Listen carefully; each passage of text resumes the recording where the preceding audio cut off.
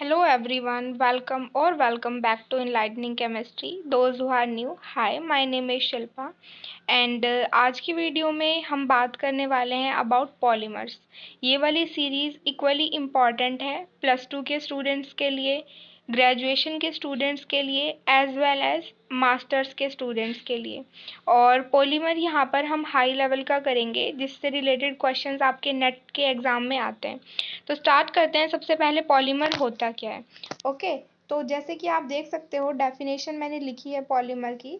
Polymer is the large molecule or a macromolecule which is essentially a combination of many subunits। Polymer क्या है? एक large macromolecule है या molecule है जो मतलब कॉम्बिनेशन होता है बहुत सारे सब यूनिट्स, यानी कि बहुत सारे छोटी छोटी सब यूनिट्स को मिलाकर आपका पॉलीमर बनता है। ओके, अब पॉलीमर एक ग्रीक टर्म है जिसका मीनिंग होता है many parts. Okay, the term polymer is a Greek means many parts.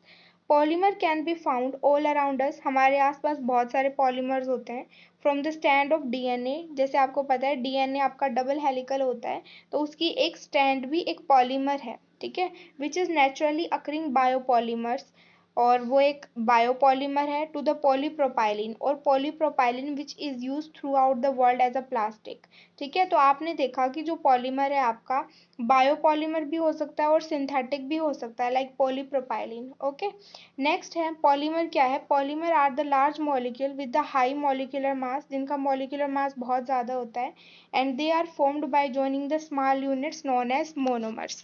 जो ये स्मॉल सब यूनिट्स की बात हुई थी ना यहाँ पर, इनको हम बोलते हैं मोनोमर्स। ओके, एंड पॉलीमर्स में B naturally found in plants and animal. Polymer natural भी हमें मिल सकते हैं जिनको हम नेचुरल पॉलीमर बोलते हैं, और मे बी मैन मेड भी हो सकते हैं जिनको हम सिंथेटिक पॉलीमर बोलते हैं।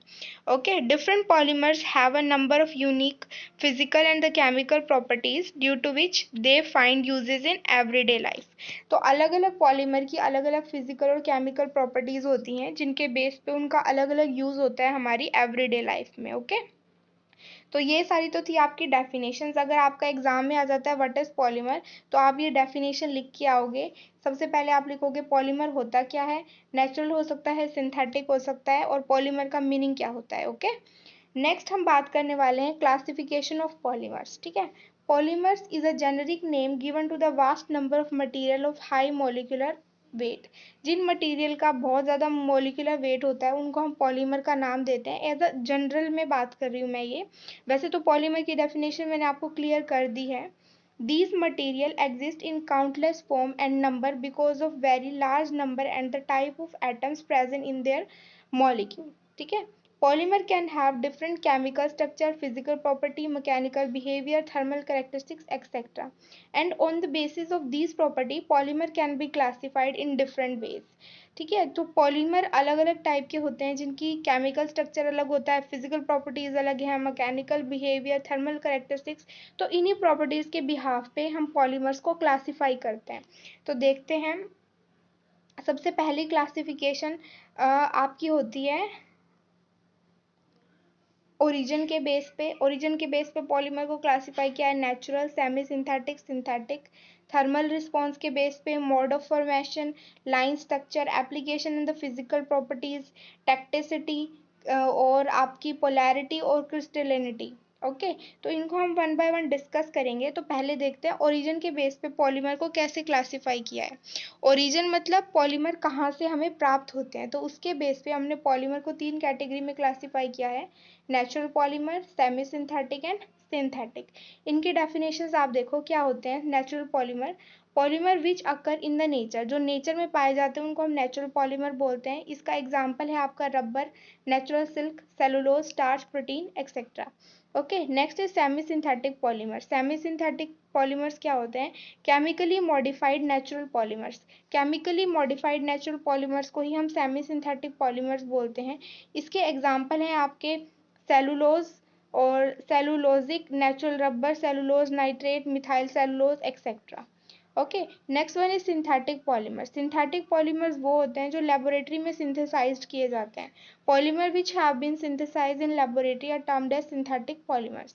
और इनको हम मैन मेड पॉलीमर भी बोलते हैं। इसके एग्जांपल है आपका पॉलीविनाइल अल्कोहल, पॉलीइथाइलिन, पॉलीस्टायरीन और पॉलीसल्फोन एक्सेट्रा। ओके, नेक्स्ट क्लासिफिकेशन है आपके थर्मल रिस्पॉन्स के बिहाफ पे, यानी कि थर्मल रिस्पॉन्स कोई भी पॉलीमर अगर हम उसको हीट अप करेंगे तो वो किस तरह का रिस्पॉन्स देता है, उसके बेस पे हमने इसको क्लासीफाई किया है। First is thermoplastic polymer, other is thermosetting polymer. जो थर्मोप्लास्टिक पॉलीमर्स होते हैं, जब हम उनको हीट करते हैं तो वो सॉफ्ट हो जाते हैं, ठीक है, और बारी बारी सॉफ्ट और हार्ड हो जाते हैं। इनकी मतलब कोई भी प्रॉपर्टीज़ के अंदर चेंज नहीं आता। फिजिकल प्रॉपर्टी में चेंज आ जाएगा बट केमिकल प्रॉपर्टी में इनमें कोई भी चेंज नहीं आता।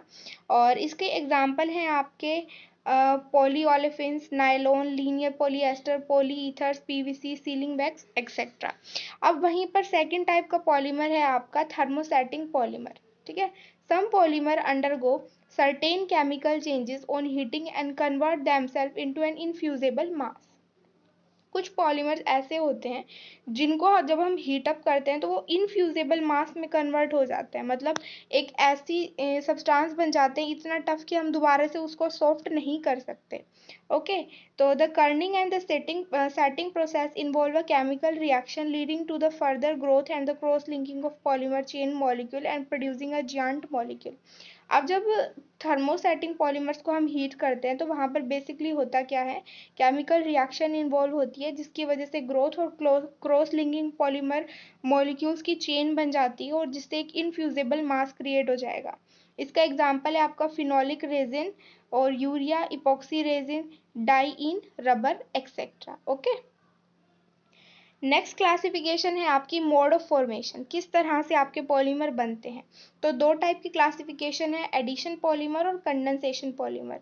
एडिशन पॉलीमर के अंदर तो क्या होता है, they are formed from the simple addition of the monomer molecules to each other in a quick succession by a chain mechanism. इसमें क्या होता है कि सिर्फ जो मोनोमर यूनिट है एक दूसरे के साथ एडअप होती जाती हैं, ठीक है, और इसको हम एडिशन पॉलीमराइजेशन बोलते हैं इस प्रोसेस को। इसका एग्जांपल है आपका पॉलीइथाइलिन, पॉलीप्रोपाइलिन और पॉलीस्टायरीन।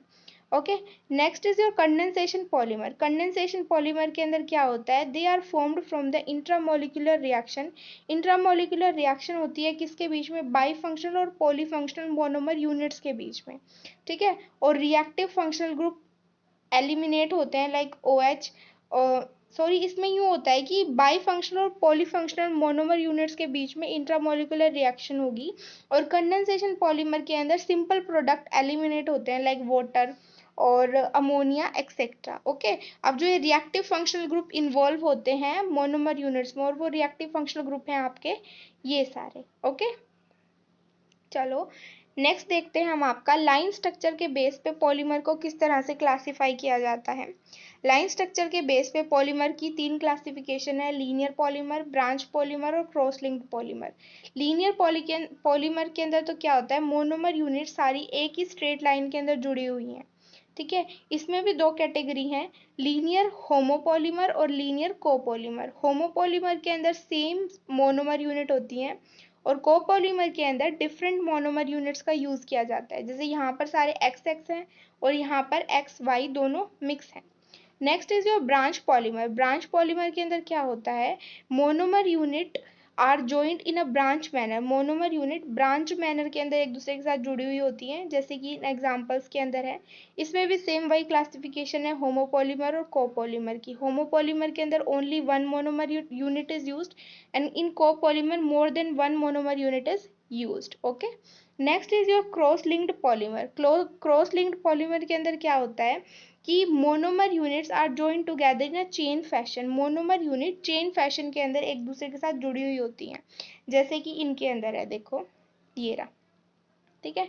यहाँ पर देखो देखो तो ये एक अकेला आपका लीनियर पॉलीमर है और अगर इतने पोर्शन को देखोगे आप तो ये क्या है आपका ब्रांच पॉलीमर और ये सारा मिला के है आपका क्रॉस लिंक्ड पॉलीमर। इसमें भी वही दो कैटेगरीज हैं, homopolymer and copolymer. Okay, now next type of classification हमारी इतनी ही थी। उसके बाद है आपकी एप्लीकेशन ऑफ फिजिकल प्रॉपर्टीज। ये भी बेसिकली क्लासिफिकेशन ही होती है मोनोमर यूनिट्स की, ठीक है, उनकी मतलब फिजिकल प्रॉपर्टीज के बेस पे, ठीक है। Number 1 is rubber. हम यहाँ पर बेसिकली इलास्टिसिटी देखते हैं कि इलास्टिसिटी के बेस पर मोनोमर मतलब हमने हमारे पॉलीमर को क्लासीफाई किया है 3 कैटेगरीज के अंदर, rubber, plastic and third one is your fibres. Okay, तो अब पढ़ते हैं कि हम रबर्स क्या होते हैं। रबर्स क्या हैं बेसिकली, यहाँ पर Rubber is a high molecular weight polymer with the long flexible chain and the weak intramolecular forces। Rubber के अंदर मोलिकुलर वेट ज़्यादा होता है, फ्लेक्सिबल चेन है और इनके अंदर इंट्रामोलिकुलर फोर्सेस बहुत कम होते हैं। They exhibit the tensile strength in the range of 300 to 3000 psi and elongation at break ranging between 300 to 1000%। इसके एग्जाम्पल है natural and the synthetic rubber. Next is your plastic. Plastic क्या होता है, relatively tough substances हैं as compare to rubber और high molecular weight है और they can be moulded with और without the application of heat. इनको गर्म करके या बिना गर्म किए भी हम इनको मोल्ड कर सकते हैं। These are usually much stronger than rubber. Rubber से ज़्यादा स्ट्रोंग होते हैं। इनकी टेंसाइल स्ट्रेंथ अप्रोक्सीमेट 4K से लेके 15 PSI के बीच में होती है और इलोंगेशन ब्रेकिंग रेंज इनकी इनसे कम होती है। किससे, रबर से कम होती है। It is about 20 to 200%।